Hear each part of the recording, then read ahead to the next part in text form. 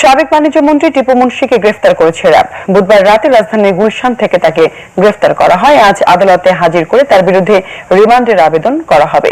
বুধবার রাত 1:15টার দিকে গুলশান 1 নম্বর 123 রোডের M&J গ্রুপের কর্ণধার সালাউদ্দিন আহমেদের বাসা থেকে সাবেক বাণিজ্য মন্ত্রীকে গ্রেফতার করে র্যাব। গণমাধ্যমে পাঠানো এক বার্তায় র্যাবের লিগ্যাল ও মিডিয়া উইং বিষয়টি নিশ্চিত করেন।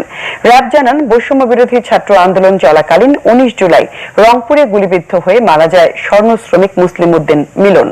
এই হত্যার ঘটনায় দায়ের করা মামলায় টিপু মুন্সিকে গ্রেফতার দেখানো হয়। প্রাথমিক জিজ্ঞাসাবাদ শেষে তাকে পুলিশের কাছে হস্তান্তর করা হয়েছে।